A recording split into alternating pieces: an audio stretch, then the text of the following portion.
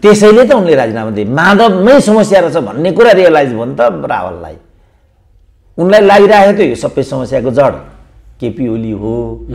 सूर्यले भोट हालेर त्यहाँ पुर्याएको मान्छे चाहिँ रुखमा मत हाल्ने त्यस्तो मिल्छ? रामकुमारी झाँक्री लेभलको मान्छेले सांसद हुने अवस्था बन्छ त? के आधारमा चाहिँ शेरबहादुरलाई यो गर्ने कर्तव्य के आधारमा बनेछ त? के गुण लगाएको रहेछ त शेरबहादुरले? किनभने अब भनौँ न आफू हुँदा हुँदै त्यो सौता लिएर आउनु त त्यो त असह्य कुरा हो नि। प्रेम हालेले बुझ्छन्, कार्बन डाइअक्साइडले बुझ्छन् त्यस्ताले।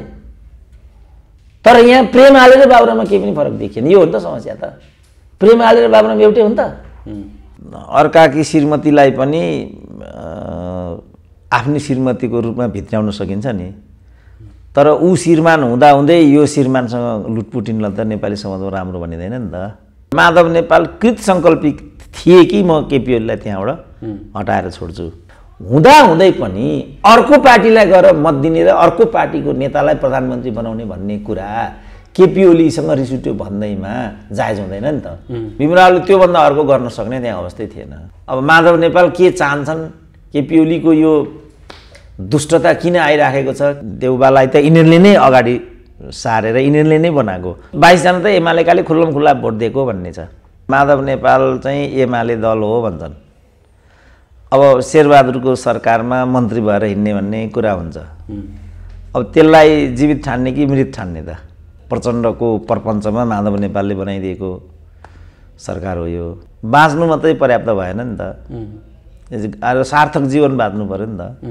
तँलाई म देखाइदिन्छु कि तँ छैनस् कि म छैनस्को बाटोमा गयो। यो त गठबन्धन होइन नि। के भने केपीले एकलौटी राज्य सत्ता आफ्नो बनाए, आफ्ना अनुयायी भक्तजन चट्टबट्टहरूलाई मात्रै अगाडि बढाए। यो कुरा चाहिँ सुरुमा प्रचण्डलाई सह्य भएन, पछिबाट माधव नेपाललाई सह्य भएन। त्यसपछि आजको अवस्था उत्पन्न भयो। उनीहरू जेसुकै गर्नु केपी ओलीलाई झट्टीले हान्नु न त्यहाँभित्र। यसो हेरे ओहो अब यसो बुझ त्यहाँ त अब कार्यदलको अध्यक्षले उनलाई बनाइरहेछ। ल अब लाइन दिँदा हो नि त माधव नेपालले। अब उनीहरू कार्यदल बनिरहेछ, यो कार्यदल मिलाउनकै लागि होला भन्ने उनीहरूको बुझाइ होला। केही गर्दा पनि मिल्दैन त। किन मिल्दैन त भन्दा उनीहरू त मिल्ने चाहिँ रहेनछ लक्ष्य भन्ने कुरा त प्रत्यक्ष देखे नि त भीमरावले। स्वागत छ डाक्टर साहब सुनाउने। ल हस्, धन्यवाद। अब प्रधानमन्त्री शेरबहादुर देउवाको कार्यकाल पूर्ण अवधि चल्छ कि चल्दैन भन्ने अन्यल भएकै बेला हिजो प्रतिनिधि सभाबाट विश्वासको मत प्राप्त गर्नुभयो। अब 18 महिना लगभग ढुक्क भयो सरकार, होइन? अब त्यस्तो असामान्य केही भएन भने ढुक्क नै भयो। किनभने अब यो त शेरबहादुरको सरकार होइन। शेरबहादुर त शिखण्डी मात्रै हुन्। अब यो प्रचण्डको प्रपञ्चमा माधव नेपालले बनाइदिएको सरकार हो यो। अब अर्काले बनाइदिएको घर, अर्काले आपूर्ति गरेको खाद्यान्न, अर्काले आपूर्ति गरिदिएको पेट्रोलियमको गाडी कहिलेसम्म चढ्न सकिन्छ र त्यो त भन्न सकिँदैन। भनेको त जस्तो 2 वर्षमा त अविश्वासको प्रस्ताव ल्याउनै नपाउने संवैधानिक व्यवस्था छ। त्यसमा चाहिँ के हुँदा चाहिँ अबको सरकारले फेरि पुरा कार्यकाल चल्न सक्दैन त? होइन, अब त त्यो चान्स छैन। के हुन्छ भन्ने अब यो असफल हुने बित्तिकै अर्को धारा आकर्षित हुने भन्ने अदालतको व्याख्या भयो। सरकार त चल्यो, तर सरकार चल्नु मात्रै पर्याप्त हुँदैन भन्ने तर्क। बाँच्नु मात्रै पर्याप्त भएन नि त। सार्थक जीवन बाँच्नु पर्यो नि त। भनेको अबको कार्यकाल, बाँकी कार्यकाल जीवित रहन्छ, त्यो कसरी रहन्छ भन्ने चाहिँ प्यारालाइसिस हुन्छ, ब्रेन ह्यामरेज हुन्छ, के हुन्छ भन्ने चाहिँ केही भन्न सकिँदैन। किनभने अब यहाँ त आफ्ना स्वार्थ छन्, होइन? अब भनौँ न माधव नेपाल चाहिँ एमाले दल हो भन्छन्। अब शेरबहादुरको सरकारमा मन्त्री भएर हिँड्ने भन्ने कुरा हुन्छ। अब त्यसलाई जीवित ठान्ने कि मृत ठान्ने त? अब माओवादीको कुरा आफ्नै छ, मधेसवादी पनि यहाँ फेरि झुम्मिएका छन्। अब उपेन्द्र र महन्त ठाकुरले नै एकअर्कालाई कसरी हेराहेर गर्ने त? लज्जास्पद स्थिति छ नि त। अनि यस्तोलाई सरकार भन्नु, यस्तोलाई लोकतन्त्र भन्नु, यस्तोलाई क्रान्ति भन्नु, त्यो सबै कुराको केही पनि अर्थ छैन भन्ने चाहिँ मेरो तर्क। यो जस्तो तपाईँले भने जस्तो शेरबहादुरको गठबन्धनमा चाहिँ माधव कुमार नेपाल आउनलाई अनौठो मान्नुभयो। तर विगतमा पनि एमाले र काङ्ग्रेसका गठबन्धन हुन्थे, माओवादी र काङ्ग्रेसका संयुक्त गठबन्धन पनि हुन्थे। त्यसलाई त अन्यथा लिँदैन थियो। अहिले किन यति? त्यसो त अर्काकी श्रीमतीलाई पनि आफ्नै श्रीमतीको रूपमा भित्र्याउन सकिन्छ नि। तर ऊ श्रीमान हुँदाहुँदै यो श्रीमानसँग लुटपुटिनलाई त नेपाली समाजमा राम्रो भनिँदैन नि त। हिजोको गठबन्धन राजनीतिक रूपको गठबन्धन भयो, आजको गठबन्धन चाहिँ द्वेष ईर्ष्या तँलाई म देखाइदिन्छु कि तँ छैनस् कि म छैनस्को बाटोमा गयो। यो त गठबन्धन होइन नि। जस्तो एमाले र माओवादीको एकतालाई मैले एकता मानिनँ नि कहिले पनि। स्वार्थको सम्मिलनलाई, पदीय व्यवस्थापनको गठबन्धनलाई कहिले पनि एकता भन्न सकिँदैन। एकता हुनको लागि मन पनि मिल्नु जरुरी छ, तन मात्रै मिलेर एकता हुँदैन। रजनीशले के भनेका छन् भनेदेखि विवाह भनेको चाहिँ वैध वेश्यावृत्ति हो भनेका छन्। विवाह चाहिँ विवाह, अर्को चाहिँ अवैध वेश्यावृत्ति भयो। अनि विवाह भनेको त बायोलोजिकल रिलेसन, तात्विक रूपमा विवाह भनेको त बायोलोजिकल रिलेसन त हो नि। तात्विक रूपमा चाहिँ त्यसको अनेक विङ्गा त लाउन सकियो। तात्विक रूपमा चाहिँ अब बायोलोजिकल रिलेसन त प्रस्टिट्युटसँग पनि गर्न सकिन्छ नि। अनि रजनीश के भन्छन् भने वैवाहिक एउटाता भनेको चाहिँ त्यो खालि एउटा वैधानिक वेश्यावृत्ति मात्रै हो, अरू केही पनि होइन भन्छन्। किनभने लोग्ने स्वास्नी एउटै खाटमा पनि सुत्छन्। तपाईँलाई थाहा छ कहिलेकाहीँ श्रीमतीसँग झगडा भयो भने तपाईँ एकातिर फर्किनुहुन्छ त्यतै निदाउनुहुन्छ, श्रीमती अर्कातिर फर्किन्छन् त्यतै निदाउँछन्। तपाईँ भोलि बिहान बिग्रिँदाखेरि खाटमा श्रीमती हुन्नन्, चुल्हामा जान्छन्, भान्सामा जान्छन्, चिया ल्याइदिन्छन्, सबै कुरा गर्छन्। तर त्यो यान्त्रिक रूपमा मात्रै उनले गर्छन्। भावले तपाईँलाई चिया पनि ल्याइदिएको छैन, भावले तपाईँसँग कर्तव्य जस्तो खालि एउटा त्यो औपचारिकता क्या, कर्तव्य भन्ने पनि एउटा निष्ठाले गरिन्छ नि त। तर यहाँ चाहिँ के भने के गर्ने, मलाई लोग्नेले दास जस्तो कजिएको छ। देख्नु भएन अस्ति एकजना महिला चाहिँ यस्तै कुटपिटको शिकार भएर चाहिँ दिवंगत भइन्। दिवंगत हुनु अघिल्लो दिन चाहिँ उनले फोनमा माइतीलाई के भनेको रहेछ भने तपाईँहरूले मलाई कस्तो घरमा बिहा गरेर पठाइदिनु भएन, कत्रो पीडा होला त त्यो महिलाको, राक्षसको मुखमा हालिदिएको रहेछ भन्ने कुरा हो नि त त्यो त। अब रातभरिमा के भयो कुटेर मारिदियो। अब कतिको यहाँ कति बिहा काठमाडौँमै कति बिहा कस्ता भएका छन् भने हनीमुन मनाउन यहाँबाट पोखरा गएका छन्, फर्केर आउँदाखेरि उनीहरू बेग्ला बेग्लै फ्लाइटमा आएका छन्, पर्सिपल्ट डिभोर्स भएको छ।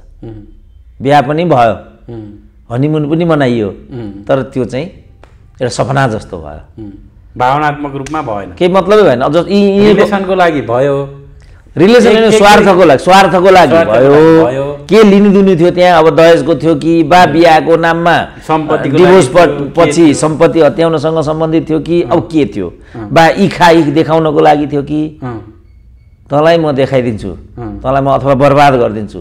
जस्तो यहाँ कसैले चाहिँ प्रेममा असफल भयो अथवा के जाति भयो भने एसिड छर्किदिन्छन् नि, के अरे त्यो तेजाब क्या, त्यो छर्किदिन्छन् नि एसिड। अब जब मैले पाउँदिनँ भने तँलाई पनि देखाइदिन्छु हो नि त, त्यो तेरो सुन्दरता पनि गयो, बस तँलाई त्यही सुन्दरतामा त्यत्रो अभिमान होइन, ल खा तँलाई भनेको। यो माधव नेपालहरूको अथवा ती 22जना सांसदहरूको केपी ओलीप्रतिको कुण्ठा के अरे भावनात्मक रूपमा चाहिँ देउबालाई स्वीकार्न नसक्दै पनि जबरजस्ती स्वार्थको लागि चाहिँ जोडिएको सम्बन्ध हो भन्ने हो। होइन, देउबालाई तान्नु भएन यहाँ। देउबालाई त यिनीहरूले नै अगाडि सारेर यिनीहरूले नै बनाएको। जस्तो योचोटि मत दिँदा अरूले 8-9 जनाले बरु अनुपस्थित भए, माधव नेपालले 1 नम्बरमै उभिएर दिएन नि। किनभने यो गरेकै माधव नेपालले थियो र माधव नेपाल कृत सङ्कल्पित थिए कि म केपी ओलीलाई त्यहाँबाट हटाएर छोड्छु। अब यो चिज कस्तो हो भन्ने तर्क हो यो। किनभने भोलि पनि यो घटना मानिनु घट्यो भने यसलाई कसरी हेर्छन् त दलहरूले भन्ने तर्क हो। कतिले यहाँ माधव नेपाल केपी ओलीसँग पनि लगेर जोड्ने गरेका छन्। यो त्योसँग सम्बन्धित छैन। यिनीहरूमा केही पनि फरक छैन, त्यो मैले त्यो दोहोऱ्याएर भन्छु फेरि। यिनीहरू घिउ बेचुवा र तरबार बेचुवा हुन्। यिनीहरू कोही भने पनि यिनीहरूमा केही फरक छैन। यिनीहरूले पदका लागि यो सब गरेका हुन्। यो नेपाली जनता पनि छैन यहाँ, राष्ट्रियता पनि छैन यहाँ, देशभक्ति पनि छैन यहाँ, केही पनि छैन।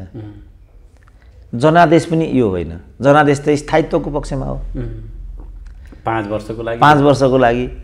त्यो नगर्ने हो भनेदेखि जनतामा जानुको कुनै पनि विकल्प छैन। किनभने यहाँ त निर्णय बदल्नु पर्यो भने त्यो निर्णय बदल्ने आधिकारिक भनेको त जनता मात्रै हो नि लोकतन्त्रमा त। न्यायालयले त्यो जनसरकारको राजनीतिक मुद्दामा न्यायालयले निरूपण गर्ने विषयवस्तु छैन नि त। न्यायालयको काम त अर्कै हो नि। न्यायालयको काम राजनीतिक एउटा मुद्दा निरूपण गर्ने होइन नि। भनेको जस्तो अहिलेको सरकार चाहिँ अर्काकी स्वास्नी ल्याएर राखेर अवैध गर्भधारण गरे जस्तै हो होइन। यो जुन अहिले चाहिँ जुन एउटा प्रपञ्चबाट सरकारको निर्माण गरे, यो सरकार निर्माण गर्ने प्रक्रिया र अर्काकी श्रीमतीसँग लसपस हुने प्रक्रिया एउटै हो। जस्तो शेरबहादुरलाई राम्रोसँग थाहा छ नि त, किनभने उनी त एउटा डेमोक्रेटिक लिडर हुन्। उनको चाहिँ 61 स्थानमा उनको विजय छ। अब 61 स्थानमा उनको विजय छ र सरकारको जनताको जनादेश भनेको चाहिँ प्रतिपक्षमा भूमिका खेल्नको लागि हो। अब उनले मत पाएछन् 165। आफूभन्दा 3 डबल भयो नि त। अनि यसको लोकतान्त्रिक मर्म चाहिँ के हो त भन्ने कुरा हो। यो अर्काको जस्तो 22 जना त एमालेकाले खुल्ला भोट दिएको भन्ने छ। अदालतले यसमा फ्लोर क्रसको नियम पनि लाग्दैन भनिदिएको छ। लाग्दैन त नियम फ्लोर क्रस। बहुदलीय व्यवस्थामा फ्लोर क्रस पनि नलागे कहाँ चाहिँ लाग्छ त नियम? त्यसो भने बहुदलीय व्यवस्थामा पनि दलीय अनुशासन परिपालन गर्नु नपर्ने हो भने कहाँ चाहिँ पर्ने हो त? त्यसो भने साधारण घर गृहस्थमा पनि घरायसी अनुशासन त मान्नुपर्छ होला नि। कत्रो अन्याय हुन्छ घरमा, छोली चेलीले बुहारीहरूले कस्तो बुहार्तन खप्नु परेको हुन्छ, तर घरको इज्जतको लागि भनेर उनीहरू चाहिँ आँसु पिएर त्यो बुहार्तन खपेर त्यो भनेको बुहारीलाई जोसँग गएर सुते नि सुत भने यो त त्यो आयो नि त यहाँ। खोइ त दलीय मर्यादा खोइ त। ल्याउनु त मान्छेले विवाहिता महिला पनि लिएर आएका हुन्छन् नि। त्यो विवाहिता महिलालाई ठ्याक्कै घरमा ल्याउनु र 2 रात सुत्नुमा त फरक हुन्छ होला नि त। यो ठ्याक्कै त्यस्तै अवस्था हो। त्यो कुरा दलीय व्यवस्थामा मान्य हुँदैन। अब प्रधानमन्त्रीको लागि त ढुक्क हुनुभयो। अब एमालेका 22 जनाले फ्लोर क्रस पनि गरे। यो फ्लोर क्रस चाहिँ अदालतले व्याख्या गरे पनि दलीय व्यवस्थामा चाहिँ सही छैन भन्ने तपाईँको निष्कर्ष हो? होइन, मेरो निष्कर्ष भन्ने कुरा होइन। दलीय व्यवस्थामा यस्तो पाइँदैन नि त। त्यसो भने त जहाँ जे गरे पनि भयो नि त। यसका त निश्चित अनुशासनहरू हुन्छन्, त्यसको निश्चित पद्धति हुन्छ, दल सम्बन्धी निर्देशिकाहरू हुन्छ, नियमहरू हुन्छन्। छैन भने पनि अभ्यासद्वारा यसलाई चाहिँ परिष्कृत गरेर लानुपर्ने हुन्छ। लोकतन्त्रको मर्म त त्यो हो नि त। तपाईँ देख्नु होइन, युकेमा एउटा मन्त्रीले चाहिँ आफ्नो गर्लफ्रेन्डलाई हाउ आर यु डियर मात्रै भनिदिएको। मन्त्री चैट भोलिपल्ट उसले राजीनामा दिनुपर्ने स्थिति आयो। तर तपाईँले भने जस्तो यो 22 जना चाहिँ अब रामकुमार झाँक्रीहरूले बाहिर प्रतिक्रिया दिँदा अथवा अरूले प्रतिक्रिया दिँदा यो गठबन्धन चाहिँ हामीले निर्माण गरेको हो, देउबालाई चाहिँ अहिलेका प्रधानमन्त्रीलाई विश्वासको मत दिनु हाम्रो कर्तव्य हो भनेर जसरी प्रतिक्रिया दिएथे नि, त्यो चाहिँ ठिक हो त? कर्तव्य नै हो उहाँहरूको? होइन, कर्तव्य हो। त्यसो भने पहिलो कर्तव्य चाहिँ के हो त?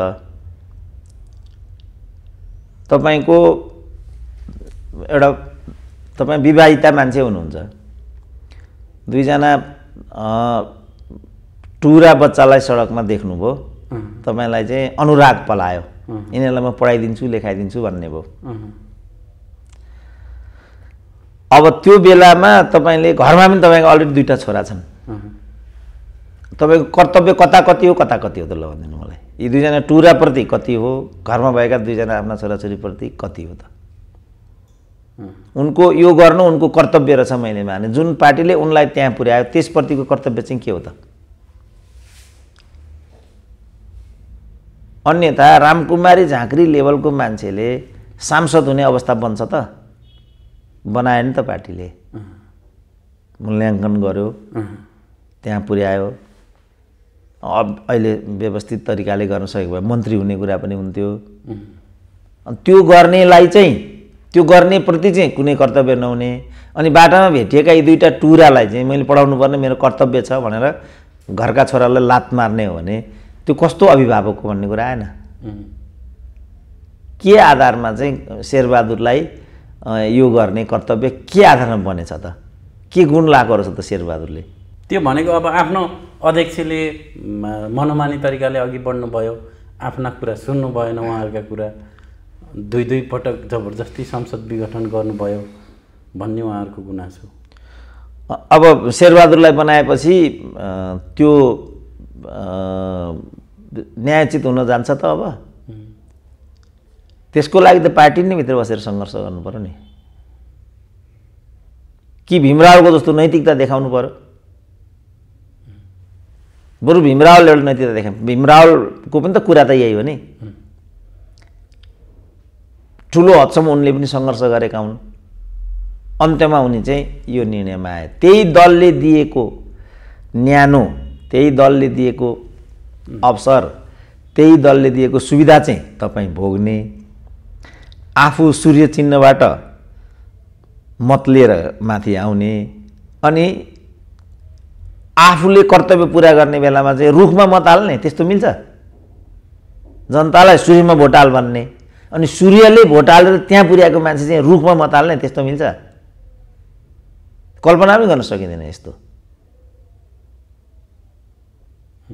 यो कल्पनातीत कुरै होइन यो, किनभने यसले खराब नजिर बस्छ के भोलि अर्कोले पनि यही गर्छ। फेरि जस्तो मान्यौँ यति गरेर माधव नेपाल त्यही पार्टीको अध्यक्ष बने, रामकुमारी झाँक्री महासचिव भइन्, ल मानिलिउँ, किन रामकुमारी झाँक्री हुन्नन् भन्ने त केही छैन, भइन्। अनि यही हरकत चाहिँ प्रदीप ग्यावालीहरूले गरे, ईश्वर पोखरेलहरूले गरे। त्यसलाई कसरी व्याख्या गर्छन् त उनीहरू? भिन्न मत उनीहरूका नि आउला, भिन्न मत त आइहाल्छन्। अनि हामीले भनेको मानेन, त्यसो भने अब हामी चाहिँ कमल थापालाई प्रधानमन्त्री बनाउँछौँ, हाम्रो कर्तव्य बन्छ यो भन्दै हिँड्ने त? त्यसो भने यो तेरो मेरोसँग हाम्रो सम्बन्धित विचार छैन, मेरो चाहिँ तेरो मेरोसँग यो सम्बन्धित कुरा होइन। मेरो खाली भनाइ के भने दलीय व्यवस्थामा दल सम्बन्धी नियम, अनुशासन, पद्धतिका कुराहरूलाई हामी चाहिँ उपेक्षा गर्न सक्दैनौँ। निर्दलीयमा पनि यस्तो गरेको छैन क्या। विगत समयमा सूर्यबहादुरको समूह, लोकेन्द्र बहादुरको समूहले आफ्नो धर्म परिपालन गरेका छन्, हामी देखेका छौँ नि। म सूर्यबहादुर थापा राजीनामा दिए भने राजाले, दिन्न म फेस गर्छु सरकार भने, ल त फेस गर भन्ने कुरा हो। 140 मा 17 भोट पाए सूर्यबहादुर थापाले। सूर्यबहादुर समूहका 17 जनाले त फ्लोर क्रस गरेनन् नि। 17 जना त सूर्यबहादुरसँग रहिरहे नि त, जबकि त्यो निर्दलीय व्यवस्था थियो। निर्दलीय व्यवस्थामा पनि जस्तो भनौँ न, अब यो महाकाली सम्बन्धी सन्धि हुँदाखेरि पनि त्यहाँ एउटा भोट चाहिँ के भएको छ, त्यो एउटा भोट निष्क्रिय जस्तो बसेको छ क्या त्यहाँ मतदान हुँदा। त्यही एउटा निष्क्रिय भोटको कारणले महाकाली पारित गर्यो एमाले। त्यहाँ कस्तो हुँदो रहेछ भनेदेखि कम्युनिस्ट पार्टीको पद्धति अनुसार वैकल्पिक सदस्यले चाहिँ मतदान गर्ने अधिकार राख्दो रहेनछ। पछि मनमोहन अधिकारी बिरामीको कुरा आयो, अनि त्यो अनुपस्थित भएकोलाई चाहिँ वैकल्पिकको वरियतामा परेको वैकल्पिक केन्द्रीय सदस्यले चाहिँ मतदान दिन पाउँदो रहेछ। अनि मनमोहनको मताधिकार त्यो मान्छेले प्रयोग गर्यो र त्यो यस्तो निर्णायक मतदान थियो कि मनमोहन अधिकारी चाहिँ महाकालीको पक्षमा मतदान नगर्नेमा थिए उनी, तर उनलाई जबरजस्ती विधामा राखियो। उनको तर्फबाट जसले मतदान गर्यो महाकालीको पक्षमा मतदान गरिदियो, त्यसले झ्याम्मै पारित भयो। त्यतिले महाकाली पारित भयो। अब के गर्नुहुन्छ यो? मनमोहनको विचार होइन त्यो। मनमोहन महाकालीको पक्षमा छैनन्, तर प्रक्रियासङ्गत तरिकाबाट आउँदाखेरि पार्टीले गर्यो, पार्टीले निर्णय गरेर। पार्टीको लिडर मनमोहन पनि थिए, तिनको भारी तिनलाई पनि गयो। अब के गर्नुहुन्छ तपाईँ? पार्टी सिस्टम भनेको चाहिँ त्यस्तो हो। नगरे पनि जस खेप्नु पर्यो, उपाय छैन। पार्टीमा जे भन्यो त्यो चाहिँ कि बहुमत पुर्याउनु पर्यो, नभए मान्नु छैन। यही कुनै पनि भनौँ न, यही कुनै पनि सङ्गठनात्मक संरचनात्मक चाहिँ जुन व्यवस्थापनको जुन विधि हुन्छ, तपाईँको यही संस्था भन्नुहोस् न, यसमा तपाईँको एउटा सम्पादकीय नीति छ। तपाईँको सम्पादकीय नीतिको विपरीत तपाईँको कुनै पनि अङ्गले गर्न पाउँछ त? जो मानिलिउँ यहाँ हुनुहुन्न, तपाईँ हुनुहुन्न मैले यो गरेँ भनेर उसले छुट पाउँदैन। यो संस्थाको जुन सम्पादकीय नीति छ त्यो सम्पादकीय नीतिलाई तपाईँका जम्मै स्टाफहरूले चाहिँ परिपालन गर्नुपर्छ। त्यो नगर्ने हो भने उनीहरूले यहाँ छुट्टी लिनु राम्रो हुन्छ। जस्तो कुनै एउटा नीति, जस्तो यही सरकार, जस्तो शेरबहादुरको सरकारलाई तपाईँको संस्थाले कसरी हेर्ने, तपाईँको एउटा नीति बन्छ। तपाईँको नीतिले शेरबहादुरको सरकारलाई एक तरिकाले हेर्ने भन्ने तपाईँको नीति छ। तपाईँका स्टाफहरूले त्यसको ठ्याक्कै उल्टो गरिदियो भने त्यो चल्छ त यहाँ?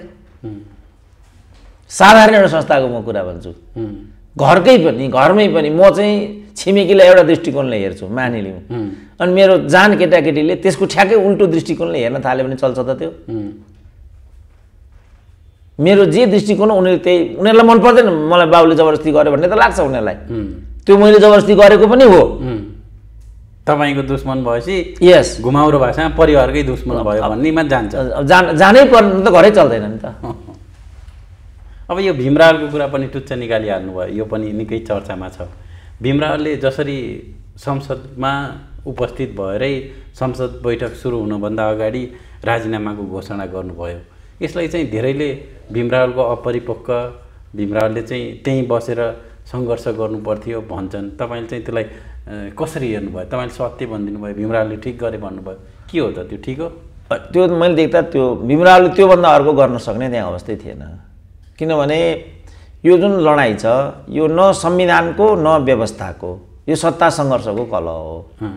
र यो सबैभन्दा नजिक र प्रष्टसँग कसैलाई थाहा छ भने त्यसको नाम भीमराव नै हो। हाम्रो त अनुमान मात्रै हो। मलाई चाहिँ अनुमान लाग्यो के भने केपीले एकलौटी राज्य सत्ता आफ्नो बनाए, आफ्ना अनुयायी भक्तजन चट्टबट्टहरूलाई मात्रै अगाडि बढाए। यो कुरा चाहिँ सुरुमा प्रचण्डलाई सह्य भएन, पछिबाट माधव नेपाललाई सह्य भएन, त्यसपछि आजको अवस्था उत्पन्न भयो। मेरो बुझाइ चाहिँ यो हो। तर भित्र के छ कसो छ भन्ने कुरा त योभन्दा राम्रोसँग त भीमरावले बुझेका छन्।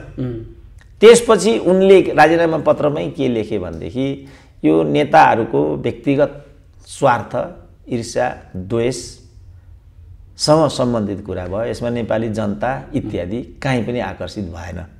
यस्तो चिजको म साँची बस्न नसक्ने भएको हुनाले अब उनलाई धर्म सङ्कट भयो। पोलिटिकल साइन्सका डक्टरेट हुन् भीमराव। दल सम्बन्धी सम्पूर्ण पद्धति, प्रक्रिया, त्यसको आचार विचार सबैभन्दा बढी कसैलाई थाहा छ त्यो हाउसमा भने भीमरावलाई नै हो। लका पनि ग्रेजुएट हुनु नि, ट्यालेन्ट विद्यार्थी पनि हुन्। अब माधव नेपाल के चाहन्छन्, केपी ओलीको यो दुष्टता किन आइराखेको छ, किन कृष्ण गोपाल र प्रेम आले जस्ता ल्वाङ्गेहरू मात्रै त्यहाँ मन्त्री हुन्छन्, किन गोकुल बाँसकोटाको मात्रै हस्ती हुन्छ भन्ने कुरा त भीमरावलाई त झलझली थाहा छ नि त। यस्तो कुराको साँची भएर बस्नु उपयुक्त हुँदैन भन्ने एउटा संवेदनशील मान्छेलाई लाग्नु स्वाभाविकै हो। उनी गए त्यहाँभित्र कि घनश्याम भुसाल जस्तो बहिष्कारको लाइनमा उभिएर बाहिर आउनु पर्यो, त्यो पनि कुटिलतापूर्ण हो। बहिष्कार गरौँ भनेर बहिष्कार गरेको होइन। किनभने नियोजित हो त्यो होइन। केपी ओलीकै 8-10 जना त्यस्ता खालका छन् नि, यी के भन्ने अब यस्तालाई, दुर्भाग्यले यस्ता जनताका प्रतिनिधि भए 8-10 जनाले दिएपछि त शेरबहादुरको त अपेक्षा गरेको भन्दा 138 को अपेक्षा थियो, 165 पुगिसक्यो। अनि त्यहाँ किन चाहियो त घनश्याम भुसालहरू? कि त्यही तरिकाबाट कुटिलतापूर्वक पछि लागेर भीमराव पनि बाहिर निस्किनु पर्यो, कि फ्लोर क्रस गरेर माधव नेपाल जस्तो मतदान गर्नु पर्यो, कि केपी ओलीको पक्षमा मतदान गर्नु पर्यो? अनि यो तीनटै मध्ये एउटै पनि गर्न सक्ने स्थिति नभएपछि, स्वाभिमानले नदिएपछि, अनि त्यो मान्छेले त राजीनामाको के विकल्प हुन्छ त? यो तीनटा छनौट गर्नुपर्ने भयो भीमरावले। कसरी छान्न सक्छ त भीमरावले? यो मध्ये एउटा कसरी छान्न सक्छ? कसरी घनश्यामको पछाडि लुरु बाहिर निस्किने, त्यो कसरी सम्भव छ? आफ्नो पार्टीलाई फ्लोर क्रस गरेर कसरी शेरबहादुरलाई भोट हाल्ने, त्यो कसरी सम्भव छ? नहाल्ने कसरी, जुन माधव नेपालले 4 चोटि उप प्रधानमन्त्रीसम्म बनायो, त्यो कसरी सम्भव छ त? त्यसकारण यो तुच्छ खेल रहेछ, म यसमा छैन भन्ने ठाउँमा उनको मन पुग्यो र एकदम प्रोपर डिसिजन भएको छ र यो एकदम ठिक डिसिजन भएको छ मैले देख्दा। भनेको भीमरावले जे गरे एकदम स्वाभिमानी सही गरे भन्ने तपाईँ? होइन, स्वाभिमान इत्यादितिर चाहिँ म जान्न। तर यो चाहिँ भनेको अब यताका पनि सही थिएनन्, अर्कोपट्टिका पनि सही थिएनन्, राजनीतिक रूपमा जे गर्नु पर्थ्यो भीम रावलले गरे भन्ने तपाईँको निष्कर्ष होइन। अब सही र गलत नै भन्नु पर्यो भने त दलले त आफ्नो व्हिप त जारी गर्ने भयो। त्यो तपाईँलाई मन पर्दैन होला, तर त्यो त दलीय अनुशासन हो। तर त्यो सही भनेको भीम रावलले विपक्षमा मतदान गर्नु चाहिँ सही हुन्थ्यो होइन। उनले होइन कसरी विपक्षमा, किनभने दलको त त्यो हो नि त व्हिप त। दलीय व्यवस्थामा दलको व्हिप त मान्नुपर्छ होला नि त। भनेको त भीम रावलले चिप्लिए त, यता विपक्षमा शेरबहादुरको विपक्षमा मतदान नगरेर राजीनामा दिएर मैदान छोडेर हिँडेपछि त भीम रावलले चिप्लिए होइन। अब उनी त्यो गर्न नसक्ने भने, दल उल्लङ्घन गर्न नसक्ने भए, उनको मोरलले दिएन, त्यही पार्टीले उनलाई त्यहाँ पुर्याएपछि त्यसको विरुद्धमा कसरी मतदान गर्ने त्यो उनले गर्न सकेनन्। किन गर्न सकेनन्? अब त्यो उनले गर्न सकेनन् होइन। अब यता चाहिँ फेरि अब माधव नेपाललाई कसरी उपेक्षा गर्ने, किनभने तिनै माधव नेपालले एउटा साधारण सुरुबरु गरेर खाने एउटा आछामको युवालाई डिपिएमसम्मको क्यारियर दिएका छन्। त्यो माधव नेपाललाई कसरी यो म गर्न सक्दिनँ भन्ने धर्म सङ्कटमा, ठुलो धर्म सङ्कट त्यहाँ आइपुग्यो। जस्तो अस्ति तपाईँले ठिकै शब्द निकाल्नुभयो, अस्ति मलाई त्यो एउटा हाम्रो प्रकाश सुवेदीको के कार्यक्रम अरे, त्यो रजत पट यस्तै के एउटा कार्यक्रममा चाहिँ धर्म सङ्कट भन्ने एउटा कोलम रहेछ। ज्ञानेन्द्र कि विप्लव बन्दियो। मलाई यसमा त धर्म सङ्कट पर्यो, यो दुईटामा म उम्किन चाहन्छु भने हुँदैन। यसमा त तपाईँले इदर दिस अर द्याट भनेर भने, त्यसो भने विप्लव भन्दै मैले। अब के गर्नु त तपाईँ? अब दुईमा एक छनौट गर भन्छ। अब यिनलाई पनि अनिवार्य छ, फेरि अनिवार्य छ, दुईमा एक छनौट गर भनेको छ उनले। अब यहाँ उनले चाहिँ तीनमा एउटा लिनुपर्ने भयो। उनले कुनै पनि उनी लिन सक्दैनन्। त्यसपछि उनले यो बाटो छनौट गरेका छन्। यिनीहरूको भन्दा त यो बाटो धेरै राम्रो होइन। यी जुन 8 जना हुन्, यी 8 जनाले लिएको बाटो, माधव कुमारले लिएको बाटो, उनीहरू जेसुकै गर्नु, केपी ओलीलाई झट्टीले हान्नु न त्यहाँभित्र, त्यो पाइन्छ दलभित्र। दलभित्र चल्छ त कुस्ता कुस्ती, त्यो ठिक होइन, तर चल्छ। ठोकाठोक नि छ। तर दल बाहिर त एकताबद्ध भएर आउनुपर्छ। त्यस कारणले माधव नेपाल पनि त्यो त भीम रावलले भन्दा बढी कसले, किनभने सम्पूर्ण पार्टीभित्रको यो द्वन्द्व, अखिलभित्रको पनि द्वन्द्व जम्मै भोगेर व्यवस्थापन गरेर आएका नेता हुन् नि भीम रावल। यस्तो त 39 सालमा पनि ठ्याक्कै यस्तो भएको थियो। त्यति बेला सिपी मैनाले निकाल्दाखेरि त्यसको प्रतिक्रिया अखिलमा आइसक्यो।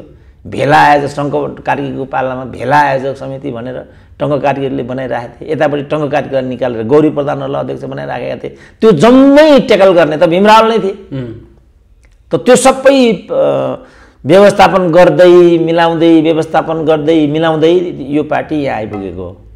अब अहिले जुन बिन्दुमा जे कारण देखाएर पार्टीभित्र यो सब बबन्डर भइराखेको छ, त्यो बबन्डर त प्रत्यक्ष देखेका छन् नि त भीम रावलले। त्यहाँ कहीँ पनि विचार सिद्धान्त देश जनता भन्ने लागेको छैन क्या उनलाई। त्यो पक्का कुरा हो। खालि वैयक्तिक स्वार्थ, कुण्ठा, असहिष्णुता, स्वार्थन्दता र अब त्यो कुरा मात्रै त्यहाँभित्र छ।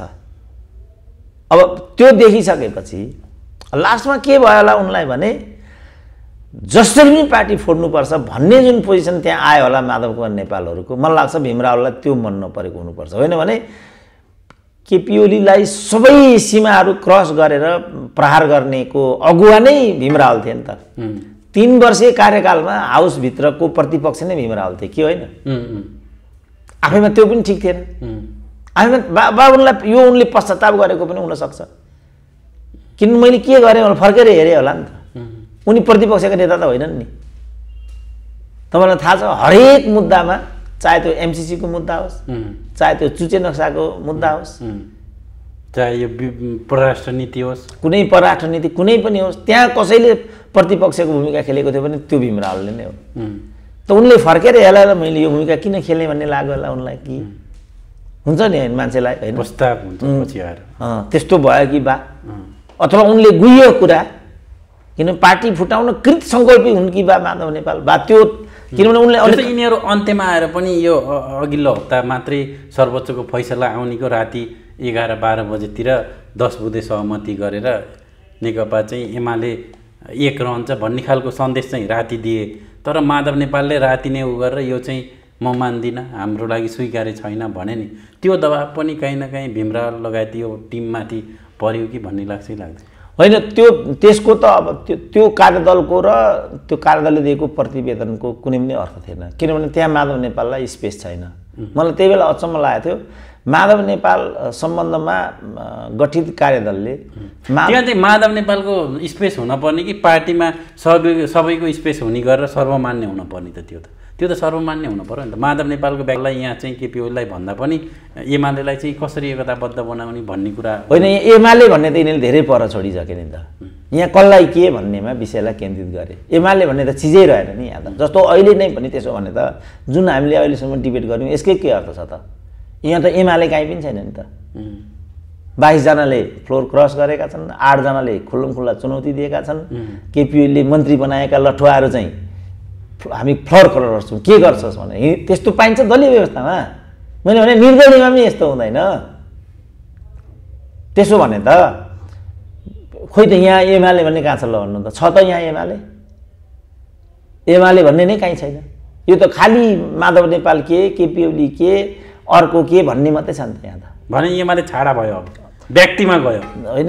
अब एमालेलाई छाडा भयो भनेर नमुछु न, एमालेलाई पार्टी भन्दा नि व्यक्तिको तुच्छ स्वार्थमा त्यत्रो शहीदहरूको त्याग बलिदान चाहिँ त्यहाँ चाहिँ बेलगाम भयो। पार्टी बेलगाम भयो। नेताहरूमा यसलाई व्यवस्थापन कि उसलाई व्यवस्थापन कि झलनाथलाई कि भन्नेमा विषय आयो। होइन, यी झलनाथ सलनाथ भन्ने त 2-4 पैसा यिनीहरूलाई दिए भइहाल्छ। यिनीहरूको कामै के छैन, छोडिदिउँ कुरा। खालि हिजो प्रचण्डलाई सेयर दिने कि नदिने भन्ने अन्ततः पार्टी फुट्यो। त्यसपछि चाहिँ माधव नेपाललाई कसरी व्यवस्थापन भन्ने कुरा आयो। अब माधव नेपाललाई व्यवस्थापन गर्ने जुन नीति हो खड्गौलीको त्यो अपरिपक्व भयो। चुकेको त त्यहाँनेरि हो, किनभने पार्टीको अभिभावक त खड्गौली नै हुन् नि त। जुन दिन चाहिँ सर्वोच्च अदालतले पार्टीलाई यथास्थानमा फर्काइदियो त्यसपछिको पहिलो बैठक चाहिँ त्रुटिपूर्ण थियो केपी ओलीको। ल आजसम्म जे भयो भयो, हामीहरू एक ठाउँमा बसौँ, अब कसको के कमी भयो, कसको के। त्योभन्दा अघि फेरि माधव नेपालहरू पेरिस डाँडाबाट अब केही समयका लागि छुट्टिम, पछि फेरि एकता भइहाल्छ भन्ने हिसाबले पेरिस डाँडाबाट प्रचण्डसँग जुन हिसाबले विदाई भयो नि त्यसको कुण्ठा पनि त्यो बैठकमा देखियो कि भन्ने आशंका छन्। होइन, आशंका छैन, त्यो वास्तविक नै हो। अब त्यो हुन दिनु छाडापन चाहिँ हो त्यहाँ छ फेरि, किनभने यिनीहरूको हरकत जो गएको 1.5-2 वर्षबाट नै सुरु भयो। कहिले खुमलटार, कहिले चाहिँ कोटेश्वर, कहिले कहाँ, त्यो कम्युनिस्ट पार्टीभित्र मान्य हुँदैन, त्यो गुटगत हरकत हो नि। त्यसरी हेर्ने हो भने त ती चुके उनीहरू। त्यसपछि अब यिनीहरूलाई पनि के स्पेस दिने भन्ने त्यसपछि कुरा बिग्रिँदै आयो नि त होइन। कुरा बिग्रिँदै आइसकेपछि तपाईँले घरको पनि लगाम चाहिँ सुरुदेखि नै तपाईँले त्यसलाई चाहिँ कमान्डमा राख्न सक्नु भएन भने बिस्तारै परिवार भाँडिँदै जान्छ। आमा बाबुसँग मुख छोड्दै जान्छन्, अनुशासन भङ्ग हुँदै जान्छ।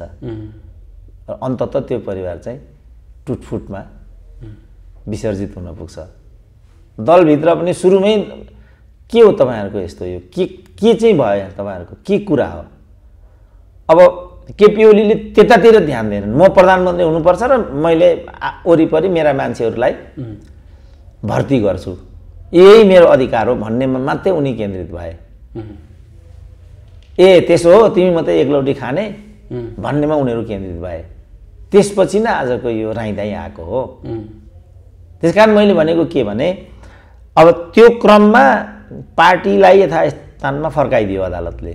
यथास्थानमा फर्काइदिए पछिको जुन पहिलो मिटिङ हो त्यो पहिलो मिटिङमा चाहिँ यो नीति अख्तियार गर्नु पर्थ्यो भन्ने मेरो पुरानैदेखिको सुझाव हो। र त्यो कुराले अहिले आएर चाहिँ भ्यालिडिटी पनि किन पाउँछ भने आखिरी त एमाले 3 आइपुग्न बाध्य भयो नि त। जेठ 2 कोनी के 5 भन्थे नि त यिनीहरू। पहिला भने बिचा वैराग्य र हिँडे फेरि सहमति गर्दा त्यही बिन्दुमा आइपुग्यो नि त। भनेपछि त्रुटि त त्यही बिन्दुबाट भएको छ नि त। त्यसकारण फेरि त्यो पनि एउटा बार्गेनिङको माध्यम जस्तो पहिला माधव नेपालले भने केपी ओलीले मानेनन्, पछि केपी ओलीले माने ल त्यही जाम्न त भन्दा फेरि माधव नेपालले मानेन। अब ढिलो भइसक्यो। तपाईँलाई एउटा रोग चाहिँ लाग्यो होइन, तपाईँले एन मौकामा त्यसलाई डायग्नोसिस गरेर चाहिँ अनि ट्रिटमेन्ट थाल्नुभयो भने तपाईँको रोग निको हुन्छ। होइन भने क्यान्सर हुने भनेको त्यही त हो नि। यहाँ क्यान्सर भइसक्यो, 2 वर्षदेखि दबाई खाइराखेको छैन, बिरामी ऐया भनेको भनाइ छ। लास्टमा अनि डाक्टर बैठकमा पुर्याउँदाखेरि तपाईँहरू ढिलो आउनुभयो भनिदियो। तेस्रो चरणमा अनि 2 वर्ष अगाडि आउनुभएको भए ठिक हुन्थ्यो। हाम्रो यसमा हुन सक्थ्यो, अब अहिले इट्स भेरी लेट, सरी भनिदिन्छन्। त्यही कुरा यहाँ भयो। मैले सुनै भनेको थिएँ मिल्दैन है, कम्युनिस्ट पार्टीभित्र यस्तो गर्न पाइँदैन है, गुटगत हरकत भेटघाटै बोलचालै गर्न पाइँदैन नि त कम्युनिस्ट पार्टीभित्र। त त्यो हुन्छ नि उसको फलामे अनुशासन, त त्यसका पद्धतिहरू हुन्छन्, बहुमत भन्छ, अल्पमत भन्छ, पद्धतिहरू भन्छन्, आलोचना हुन्छ, आत्मआलोचना हुन्छ। सडकमा गएर उफ्रिँदै हिँड्न पाइन्छ खुल्लम खुल्ला, नाङ्गै। तपाईँको पार्टी कुन हो भनिरहेछ भीम रावलले हाउसमा, त्यो पनि कुन पार्टी हो तपाईँको? ल हेर्नु त, प्रधानमन्त्रीलाई त्यो पनि बाहुला प्रधानमन्त्रीलाई। अनि पार्टी अध्यक्षलाई भनौँ न, प्रधानमन्त्रीलाई त जे पनि भन्छन्, झट्टी पनि हान्छन्, जे पनि गर्छन्, छोडिदिउँ न। पार्टी अध्यक्षलाई चाहिँ, संसदीय दलको नेतालाई चाहिँ, त्यसको त मर्म धर्म हुन्छ नि त। यो त अराजकताको चाहिँ पराकाष्ठा हो। त्यो त तिनीहरूले नै अपनाउँदै आएको रहेछन्। यो पराकाष्ठा हो। अब मलाई चाहियो चाहिँ के भने, यो के को लागि गरेको त? यो देश, जनता, क्रान्ति, राष्ट्र, राष्ट्रियतासँग सम्बन्धित छ त। मेरो चाहिँ डिबेटको चाहिँ यति मात्रै हो। छ त त्यहाँ काहीँ देश, जनता पार्टी, क्रान्ति हुन्थ्यो भने चाहिँ हामीले त्यसमा, जस्तो माओवादीले त्यत्रो जनयुद्ध इत्यादि गरिरहेको थियो, सहरका चाहिँ बुद्धिजीवी सारा होइन, माओवादी यिनीहरू शेरबहादुरहरू, तिनीहरू आतङ्ककारी हुन्, यिनीहरूलाई मारेर सिद्ध्याउनुपर्छ, 50 लाखको टाउकाको मूल्य, यस्तो गर्थे नि त यिनीहरू। हामी भ्याट भन्थ्यौँ नि। यिनीहरू देश जनताको लागि लडेका हुन्। यिनीहरू त सामाजिक रूपान्तरण यिनीहरूको चाहिँ एजेन्डा छ। यिनीहरू कसरी आतङ्ककारी हुन सक्छन्? हाम्रो पोजिसन यो थियो। अब उनीहरू शान्ति प्रक्रियामा आए। अब अहिले त उनीहरू त ढाक शेरबहादुर सबभन्दा ठुलो प्रजातन्त्रवादी नेता हो पो भन्न थाले त। अब हो त यो भनेको के मैले, हो यो सत्य हो यो। ल उनीहरूबाट त यहीँ सही गर भन्लान्, अब गरिदिउँला त मैले सही। परिवर्तनका लागि गाउँमा कस्ता सपना देखा, अनि 2टा बिहा गर्नेलाई गोली ठोके, अनि धेरै सम्पत्ति उनीको लुटे, अनि मिल्यो त कुरा। त्यसकारण भनेको केही कुनै यस्तोमा उनीहरूको जस्तो यही लेखाएर वैद्य छुट्यो, बादल छुटे, विप्लव छुटे, हो कि होइन? त केही गर्न सकेन नि त। बाबुराम छुटे होइन। अब बाबुराम त बिचरा प्रधानमन्त्री हुनुहुन्थ्यो, भइहाले। त्यसपछि बाबुरामको त्यो त झन् अर्को नग्न रूप हो। अब अहिले बाबुराम नै चर्को कुरा गर्छन्। अब मिल्छ त त्यस्तो भनेको नि। ल बाबुरामले नै प्रधानमन्त्री हुँदा कसरी अहिले चाहिँ लोकतन्त्र के भन्छन्? ल भन्नु न, बाबुरामले नै जति समय काम गरे, कुन चाहिँ त्यो दृष्टान्तयुक्त डिसिजन उनले त्यहाँ गरेका छन् त? कर बढ्यो इत्यादि भन्छन्, त्यो एउटा चाहिँ उनलाई चाहिँ मान्छेले चाहिँ प्रेज गर्छन्, त्यो कुरा सत्य हो। तर कर बढ्नु नै आर्थिक क्रान्ति हो कि? आर्थिक वृद्धि त होइन नि त।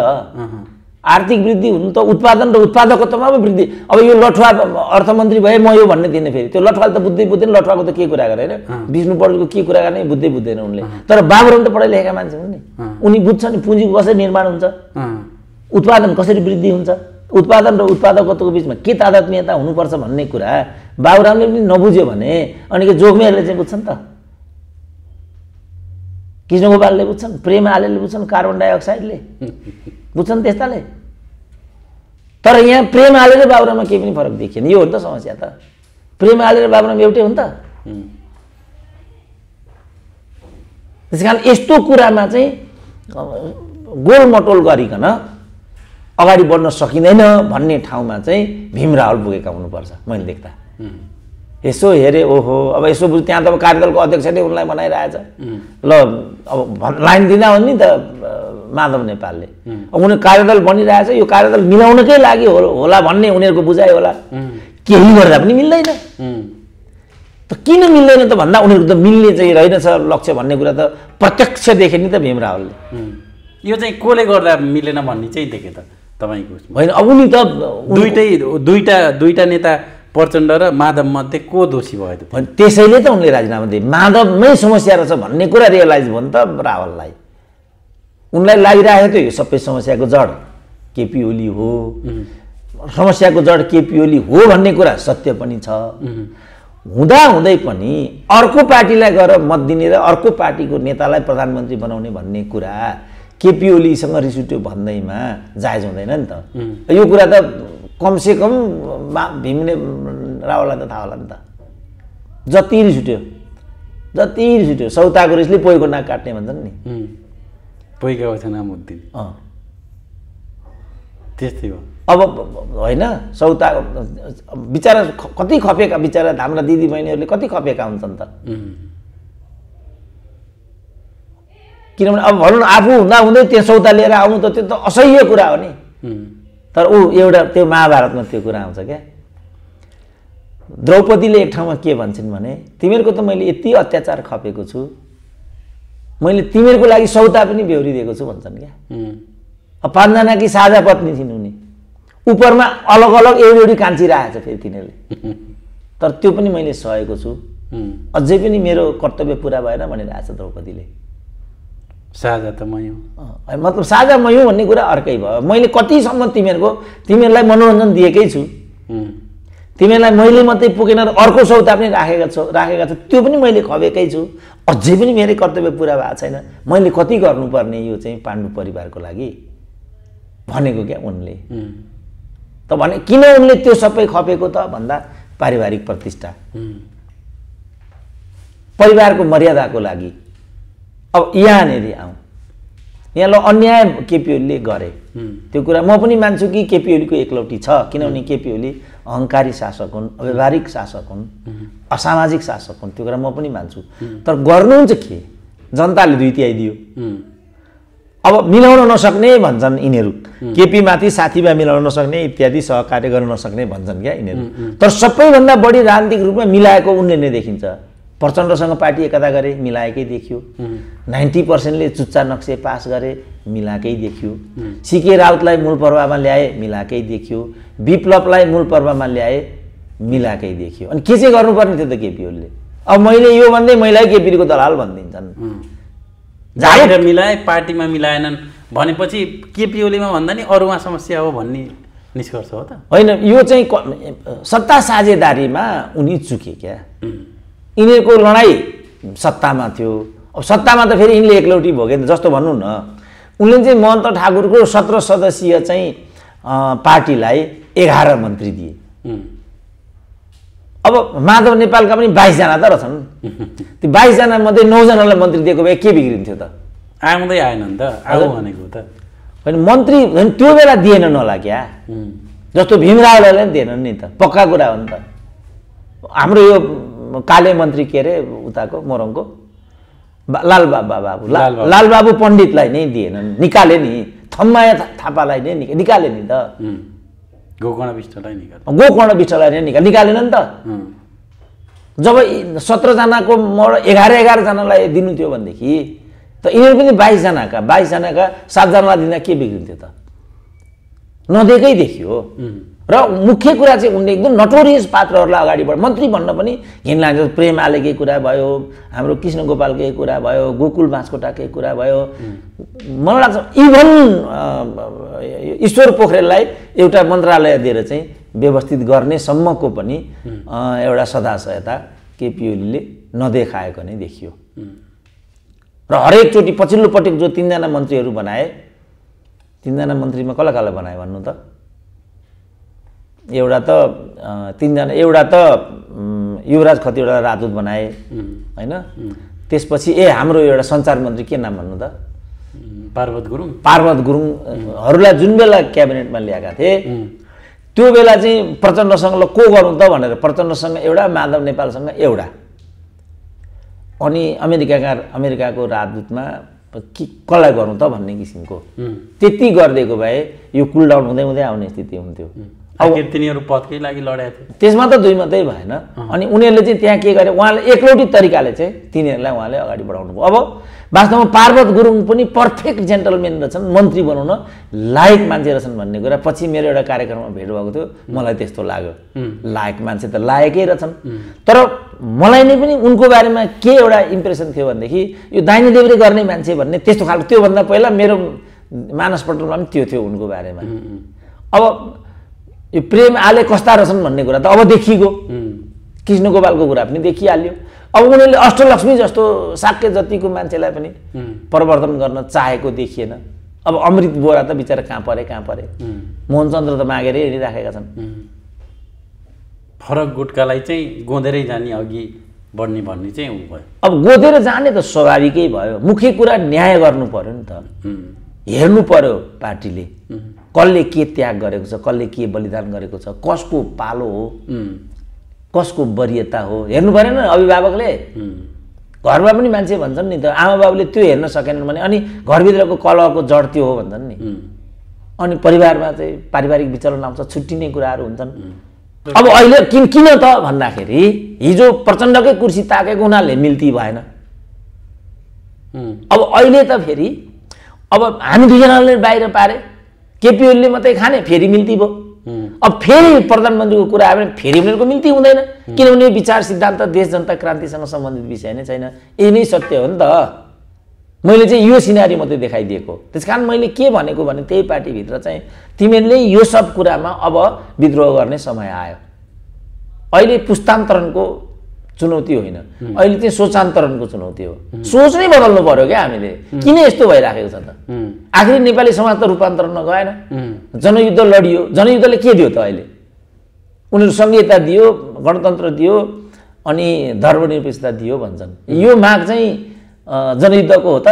यसले जनता सन्तुष्ट छन् कि छैनन्? फेरि त्यो त अर्को कुरा भयो। जनता सन्तुष्ट छन् कि छैनन् भन्नेमा फेरि मापन के त भन्दा जनता संहिता मन पराउँदैनन्, चित्रबहादुर केसीलाई भोट हाल्दैनन्, जनता हिन्दू अधिराज्य बनाउन चाहन्छन्, कमल थापालाई भोट हाल्दैनन्। जनता भन्नेको त कुरै छोड्दैनन् फेरि यहाँ। फेरि जनता फेरि अर्कै छ। नेपाली जनतालाई संहिता मन पर्दैन अरे, त्यसो भने चित्रबहादुर केसीलाई भोट हाल्नु पर्यो नि त। नाङ्गो बुङ्गो भइसक्यो त बुढो त। देशभक्ति मनपर्छ अरे नेपाली जनता, त्यसो भने रोहितलाई भोट हाल्नु पर्यो नि त। रोहित त अविचलित राष्ट्र र राष्ट्रियताको कुरा गर्दैछ नि त रोहित त। अनि कोही त रोहित त बिचरा कुण्ठित हुँदै हुँदै हुँदै हुँदै भक्तपुरको टापुमा मात्रै आएर चाहिँ एक सिटमा टाक्सिन पुग्यो त। खै त नेपाली जनताले साथ दिएको। छोडिदिउँ जनताको कुरा, छोडिदिउँ सम्पूर्ण कुरालाई छोडिदिउँ। मूलभूत कुरा चाहिँ के भने यो लडाइँ के को लागि भन्ने कुरा निर्दिष्ट हुनु पर्यो। जस्तो यिनीहरूले के भन्यो भने केपी ओलीले हिन्दू राज्य ल्याउन थाल्यो, राजतन्त्र ल्याउन थाल्यो, संहिता मास्न थाल्यो, यही आरोप लगाए, त्यसकारण यो प्रतिगमन हो भने। मैले भने यो झुट हो, यो प्रतिगमन होइन। यो चिजको लागि केपी ओली 14 वर्ष जेल बसेको छ। अनि त्यही केपी ओलीले यो तीनटा चिज खान्छ भन्ने कुरा कपोल कल्पित हो नि। हो यो खालि केपी ओलीको स्वेच्छाचारिता मात्रै हो। अब समयले त पुष्टि गर्यो नि, तिम्रो काम सक्यो भनिदियो अदालतले, थपकन झोली तुम्बी बोके बालकोटतिर हिँडे। रहेछ त यो प्रतिगमन? त्यसकारण हो यो तरिकाबाट चाहिँ चाहिने नचाहिने विषय उठाएर जुन आजको चाहिँ गठबन्धन तयार गरे, यो अपवित्र छ र यो चाहिँ अशोभनीय छ। यो अब हिजो मात्रै जनताबाट, जनता भन्दा नि जनताका प्रतिनिधिबाट पाएको विश्वासको मतको सत्ता चाहिँ कस्तो होला त? होइन यो त मैले भनिहालेँ, यो त अब यो अब अन्तिम पडाउ हो। यो कार्यकालको यो अन्तिम पडाउ हो। अब यो चाहिँ यसको अगाडि अब निर्वाचनभन्दा अर्को विकल्पै छैन। अब हाउस विघटन गर्ने भन्ने अब सम्भावना नै कहाँ गयो? 2 वर्षलाई सँगै निस्वी 3 महिना भन्ने जस्तो त्यतातिर गयो यो। अब कहिलेकाहीँ सङ्गी निस्वीले पनि काम गर्दैन भन्छन्। अब म मेल भएको हुनाले म भन्न सक्दिनँ के हुन्छ त्यो सङ्गी निस्वीको प्रसङ्ग तपाईँले निकाल्नुभयो, मलाई त्यसको अनुभव छैन। तर मेरो चाहिँ चासो के हो भनेदेखि यसले के सन्देश दियो त नेपाली राजनीतिलाई भन्ने हो। किनभने यो आफै जनादेशको विपरीत छ। जनादेश त स्थायित्वको पक्षमा मात्रै हो नि। अब यो जुन हरकत केपी ओलीले गरे, अब केपी ओलीलाई दण्डित दिने संस्था अदालत हो कि जनता हो भन्नेमा मेरो भिन्न मत हो। केपी ओलीको पक्षमा त म कहीँ छैन नि पर्सनल्ली त। जस्तो अब जनताले जुन खालको परिणामको अपेक्षा गरेका थिए नि केपी ओलीबाट जुन खालको हाई एक्सपेक्टेसन थियो त्यो चाहिँ केपी ओलीले दिन सकेनन् 3 वर्षमा। अब यो नयाँ सरकारले चाहिँ जनताले खोजे जस्तो डेलिभरी दिन सक्छ कि सक्दैन भन्ने प्रश्न पनि छ। त्यो बेकारको प्रश्न हो, सम्भव छैन। किनभने हामीले शेरबहादुरलाई नचिनेको होइन, हामीले साधन स्रोतको सीमा हामीलाई थाहा छैन भन्ने कुरा होइन। अब अर्थ मन्त्रालयले नयाँ बजेट थालिसक्यो, पुरानो बजेट, किनभने यिनीहरूलाई एकअर्काको एउटा योजनाहरू मन पर्दैन र नीतिगत एउटा कन्टिन्युटी यिनीहरूसँग हुँदैन। किनभने यिनीहरूले चाहिँ एउटा भनौँ न, यिनीहरूमा काहीँ पनि साझापन छैन। नीतिगत एउटा भिन्नता कम्युनिस्ट पार्टी होस्, काङ्ग्रेस पार्टी होस्, राप्रपा होस्, कहीँ पनि छैन। किनभने यिनीहरूले चाहिँ नीतिगत रूपमा आफूलाई त्यहाँ उभिएकै छैन, व्यक्तिगत रूपमा उनीहरूले त्यहाँ आफूलाई उभिएको छ र व्यक्तिगत कुण्ठा, पदीय स्वार्थ, तुच्छ स्वार्थ यस्तोबाट उनीहरू चाहिँ परिलक्षित छन्। त यस्ताबाट जनतालाई कुनै परिणाम आउला, जनताले कुनै किसिमको प्रत्याभूति पाउलान् भन्ने कुरा चाहिँ बेकार छ। त्यो बेतुका कुरा हो, त्यस्तो सम्भव हुँदैन। खालि मेरो जस्तो भनौँ न, एउटै माग छ यो सरकारसँग, भाइ तिमी यो स्वास्थ्य मन्त्री चाहिँ कमसेकम एउटा डाक्टरलाई बनाइदेऊ न। ठुलो माग होइन नि मेरो,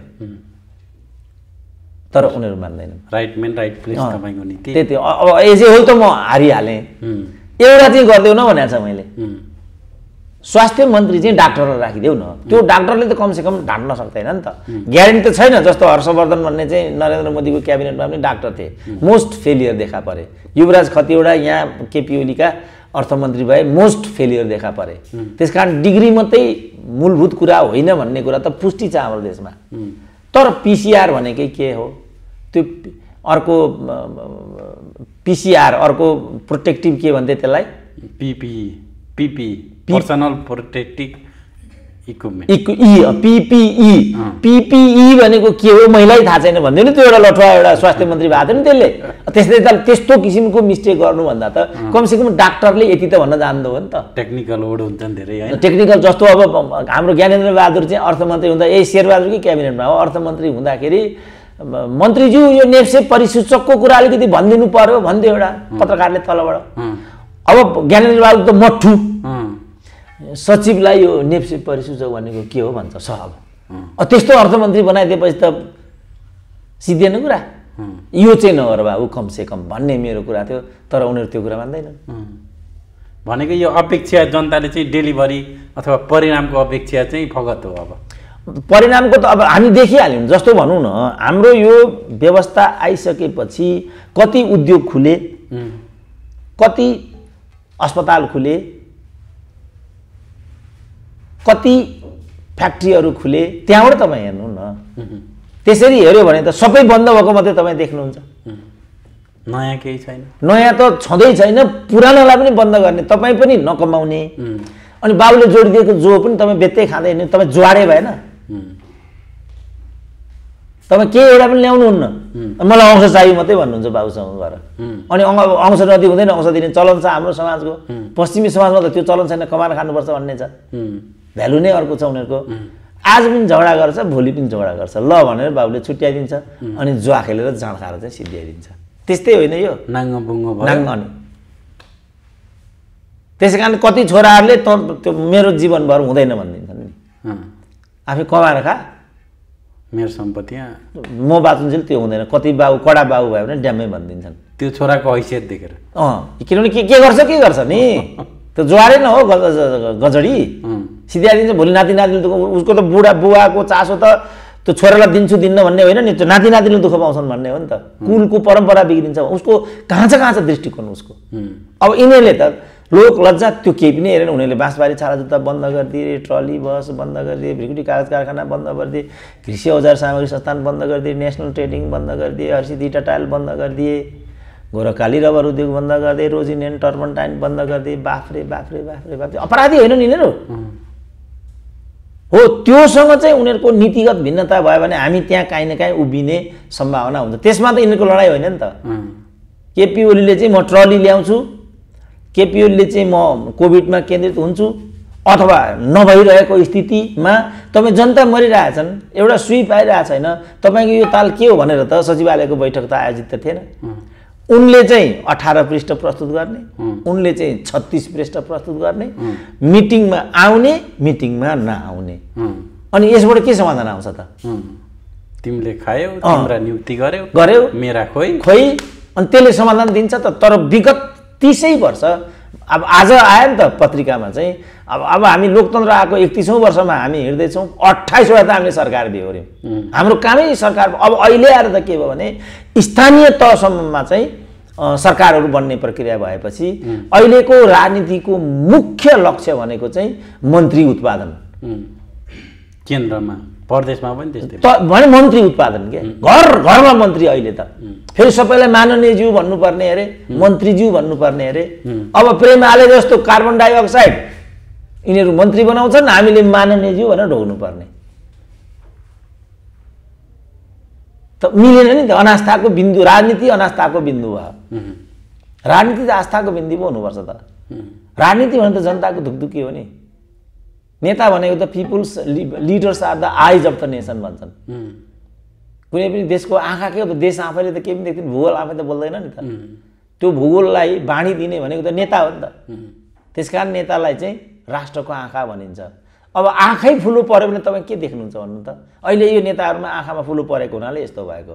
आँखामा फुलो परेको छ भने केही पनि देख्दैनन्, जतै पनि एउटा राजदूत भएको देख्छन्, एउटा परराष्ट्र मन्त्री भएको देख्छन्, एउटा कि स्वास्नी राष्ट्रपति भएको देख्छन्, अर्का कि स्वास्नी स्पिकर भएको देख्छन्। खोइ त हजुरले उहाँ राष्ट्रपति भइसके, खोइ त हामीलाई चाहिँ के मतलब? यसरी भन्न थाल्छन्, रात दिन किचकिच यसरी। अनि त्यसैका लागि शहीदले बलिदान गरे हो त भन्ने कुरा हो। यसैका लागि कार्यकर्ता बिचारा कतिको सपना यसमा चाहिँ समाप्त भएको होला, कति अपाङ्ग भएका होलान्, कति भविष्य खोजिरहेको, कति के होला त? उनीहरूको आवाज चाहिँ खोइ त यहाँ भनेको क्या। त्यसको लागि त उद्योग खोल्नु पर्यो, त्यसको लागि रोजगारी बढ्नु पर्यो, त्यसको लागि अस्पताल विस्तारित हुनु पर्यो। अनि आफै आफ लोकतन्त्रको प्रतिफल मान्छेले पाइहाल्छ। त्यो भयो भने उसलाई यो सरकारको रात दिनको रोइलोसँग के मतलब हुन्छ? यो चिजमा चाहिँ दल र दलीय नेतृत्व, मैले भने नि अब शेरबहादुरलाई प्रधानमन्त्री हुने जनादेश हो त। जम्मा 14% चाहिँ अभिमत रहेछ उनको पक्षमा। अब 60% को जनमत उनले अब अहिले कमान्ड गरिरहेछ। 14 कसरी 16 पुग्यो त? यदि 14 लाई 60 बनाउने हो भनेदेखि चुनावमा जानुको विकल्प छैन। अब उनीहरूले चाहिँ मध्यावधि सम्बन्धी व्यवस्था गरेनन् यो संविधानमा। यो पनि उनीहरूले सङ्कीर्ण स्वार्थको लागि नै गरेको थियो। किन? उनीहरूले आफूलाई त चिनेको थियो। हामी पटक पटक मध्यावधि जान्छौँ होइन। जब मनमोहनले मध्यावधि नै भनेको छ, गिरिजाले मध्यावधि नै भनेको छ, शेरबहादुरले मध्यावधि नै भनेको छ, अर्को तुर्यबहादुरले मध्यावधि नै, जम्मै मध्यावधि ठोकिराखेका छन्। अनि उनीहरूले आफूलाई त मेरो अनुहार कस्तो छ भन्ने कुरा त थाहा हुन्छ होला नि त मलाई त। त्यसकारण यो क्लजै नराखौँ भनेर उनीहरूले त्यो प्रोभिजन नै राखेनन् त्यहाँ। भनेको जनतामा गयो भने बिदाई हुन्छ भन्ने होइन, त्यो होइन। यो राम्रो भएन, जनता साह्रै निराश भयो भनेर उनीहरूले नै आफूलाई चिने क्या। जस्तो एउटा झड्याले एउटा अर्कोले चाहिँ भोलिदेखि छोड्छु भन्छ नि, किन उसलाई थाहा हुन्छ कि म गलत गर्दैछु। तर अब आदत से मजबुर भने जस्तो नखाइ त ऊ खुट्टै टेक्न सक्दैन। आज एउटा चाहिँ खान्छु, भोलिदेखि म खान्न भन्छ, फेरि भोलि गोदिहाल्छ। किन? खुट्टै टेक्न सक्दैन नि अदरवाइज। यो लागु पदार्थवालाको कुरा पनि त्यही हो, खुट्टै टेक्न सक्दैन। त्यो भोलि कहिले पनि आउँदैन भने चाहिँ यहाँ पनि मैले त दिने गर्न भनेको थिएँ। हेर अब यो चिज चाहिँ मध्यावधितिर जान्छ। हाँस्थे मान्छे, संवैधानिक व्यवस्था छैन, के को मध्यावधि भन्थे। केपी ओलीले 2 महिनामै दुईवटा चाहिँ मध्यावधि ठोकिदिए। ल भन्नु त, देशको एउटा दुईचोटि प्रधानमन्त्री भइसकेको, त्यत्रो एउटा हाइट भएको नेताले वरिपरि सल्लाहकार इत्यादि पनि होलान्, महान्यायाधिवक्ता पनि त्यहाँ छन्। त्यसकारण मैले भने संवैधानिक निकायमा सल्लाहकार इत्यादि राख्दाखेरि आफूभन्दा जान्ने राख्नुपर्छ भन्ने कारण नै थियो। जस्तो हाम्रो सुशील प्याकुरेललाई चाहिँ राष्ट्रपतिले सल्लाहकार राखेकी थिइन्। यो अग्नि सापकोटाको प्रकरणमा विरोध गर्दै उनले चाहिँ राजीनामै दिए नि त। यो ठिक भएन, यो राम्रो हुँदैन। उनीमाथि अनेक मुद्दाहरू छन्। त्यस्तो बेलामा उनी जस्ताको चाहिँ स्पिकरमा नियुक्ति हुन्छ भने मलाई यो कुरा मान्य छैन भने उनले राजीनामा दिए। मान्छेको संवेदनशीलता भनेको त यो हो नि त। अब अहिले दोस्रो राजीनामा भीम रावलको आयो। अब यहाँ पनि जस्तो अग्नि खरेल पनि वास्तवमा पन्छे नि त। तेस्रो नाम म लिँदैछु राजीनामै दिनेको कुरा गर्दाखेरि, पन्छे नि त। किनभने अग्नि खरेलले पनि देखे कि किनभने अग्नि खरेल संविधान निर्माता मध्येमा एकजना हुन्। मध्यावधिको प्रोभिजन त वास्तवमा अहिलेको संविधानमा राखेकै थिएन। जस्तो यो 76 को 5 को पनि के मकसद हो भन्ने बारेमा त्यहाँभित्र छलफल भएको थियो अरे क्या। र अहिले अदालतले जतातिर व्याख्या गरिराखेको छ त्यसको अन्तर्वस्तु त्यही नै हो भन्ने कुरा त्यो व्याख्याको जुन व्याख्या गर्दाखेरि जुन पक्ष विपक्षहरू हुन्छन् त्यो जम्मै रेकर्डेड हुन्छ अरे त्यहाँ। त्यो अदालतले मगाएपछि वास्तवमा त्यो चाहिँ अहिले अदालतले जस्तो किसिमको फैसला दिएको छ त्यस्तै किसिमको अभिप्राय थियो भन्ने अर्थ निकालेको छ अरे त्यो अदालतले त्यहाँ। त यो नेतृत्वले पनि यो सबै अनुभवको आधारमा हामी पटक पटक मध्यावधिमा गयौँ। यो चाहिँ जनतालाई झन्झट भयो, त्यसकारण यो प्रोभिजनै नराखौँ भनेर मध्यावधिको प्रोभिजन नराखेको। तर मध्यावधिमा त गए। अब यो त राम्रो हुँदैन कि उपयुक्त सल्लाहकारहरू त्यहाँ राखिदिएको भए, हैसियत भएका सल्लाहकारहरू त्यहाँ राखिदिएको भए यो राम्रो हुँदैन होला प्रधानमन्त्रीज्यू त भनिदिन्थ्यो होला नि त एउटा बाबुको छोराले त। तर सल्लाहकार भन्ने बित्तिकै आफ्नो चाहिँ तरकारी ल्याउने किटली बोक्ने केटो चाहिँ सल्लाहकार राख्नुपर्छ भन्ने बुझाइ छ यिनीहरूको। एउटा किटली बोक्ने किट्ले केटो अनि त्यो उही एउटा बाबुराम र रामशरण महतको एउटा द्वन्द्व चलेको रहेछ क्या एकचोटि। रकमान्तर धुमधाम गरेछन् रामशरण महतले, बाबुरामको त मुख त्यही हो होइन। अनि के हो तपाईँ त यो रकमान्तर गरेर बजेटै सबै निल्न आँट्नु भयो कि क्या हो भनेछन् बाबुरामले। अनि के यो त किटली कालो कि हाँडी कालो भने जस्तो भयो। रकमान्तर भन्ने चिजै तपाईँले सुरु गर्नुभएको होइन नेपालको बजेट प्रणालीमा। रामशरण महतले भनेपछि बाबुराम चुप्प लाग्यो अरे। किनभने रकमान्तर सबैभन्दा बढी बाबुराम अर्थमन्त्री भएका बेला भएको छ, सबैभन्दा बढी। र त्यो रकमान्तर भएको बजेट गोर्खा गएको छ। अब तिनै बाबुराम अहिले यहाँ गफ गरेर हिँड्छन्। त्यो त हिजोसम्म केपी ओलीलाई बालुवाटार चाहिँ पार्टीको कार्यालय बनाउने भन्ने काङ्ग्रेसहरू अहिले पदाधिकारी बैठक सबै बैठक त्यहीँ बस्नलाई। त्यस कारणले मैले भनेको यिनीहरूको बिचमा मैले भने यिनीहरू घिउ बेचुवा र तरवार बेचुवा हुन्। यिनीहरूमा केही पनि फरक छैन। यिनीहरूले यो सब नै लुट्नका लागि हत्याउने कुरा हो। भनेको जसले स्वास्नीलाई राष्ट्रपति बनाउँछ, स्वास्नीलाई मन्त्री बनाउँछ, स्वास्नीलाई स्पिकर बनाउँछ, त्यस्तो जाबोले पनि राजनीतिक व्यवस्थापन गर्न सक्छ भन्ने तपाईँहरूको अपेक्षा हो।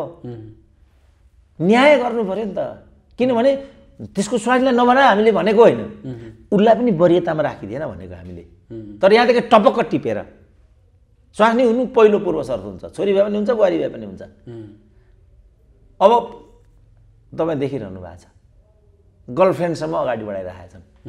उसले गर्लफ्रेन्डसम्म बनाइसक्यो, खोइ त म चाहिँ यहाँ भनेपछि त्यसो भने लौ त भन्यो अर्की एउटी लिखौटी हाल्थ्यो। त्यस्तो पनि हुन्छ। त्यसो भएको हुनाले हाम्रो राजनीतिले चाहिँ राजनीतिलाई एउटा आदर्शको रूपमा अगाडि बढाएन, राजनीतिलाई एउटा व्यवसायको रूपमा जनताको अपेक्षा अथवा जनताको आशालाई सम्बोधन गर्ने हिसाबले अगाडि बढ्यो। त्यो त पटक्कै भएन। तर जनता हाम्रो निर्बोध छ, निमुखो छ, ऊ कुटो कुदालो गरेर खान्छ। उसलाई चाहिँ के भने उसको चाहना चाहिँ के हो भने पटक पटक मध्यावधि नगर न, पटक पटक जनयुद्ध नगर न, पटक पटक नेपाल बन्द नगर न। उसको भनाइ त्यति छ नि त। खोइ मलाई त ल भन्नु तपाईँकै जति परिवार छ, तपाईँको आमा बाबु आफ्नो प्रकारले कृषि व्यवसाय गरेको हुन्छ, सारा हुन्छ, तपाईँ यो गरेर बस्नुहुन्छ, के अपेक्षा छ सरकारसँग? ल भन्नु तपाईँको अपेक्षा हुनुपर्ने नियमले। किन तपाईँले कर तिरेको छ, तपाईँ जनयुद्ध अरू आन्दोलन लड्नु भएको छ, तपाईँको यसमा लगानी छ, तर तपाईँको अपेक्षा केही पनि छैन। गरी खान पाए हुन्छ। हामी गरी नेपाल अब रात दिन बन्द, नेपाल बन्द गरिदिन्छ। उत्पादनले बजारै पाइदिँदैन, कुनै चिज पनि बिचौलियाले खाइदिन्छ। अलिअलि भयो भने बिचौलियाले सिद्ध्याइदिन्छ। नेपालको कुहाएर कमिसनमा भारतको छिराइदिन्छ, ल्याएर गरिदिन्छ। अनि यहाँ ढाड सेकिरहेछ नि त उसले त। त्यस कारण उसको के उसले यो सबलाई यो भाग्यलाई दोष दिन्छ। उसले प्रारब्धमा यही रहेछ, मलाई दुःख लेखेको रहेछ, बाबु म त के गर्ने, बस टाउको हानु बस। कतिको सुधो जनता छ त हाम्रो। उसले जनता भन्ने यहाँ छँदै छैन। तर उसले नै लिडर साथ आइज अघि मैले भने नि।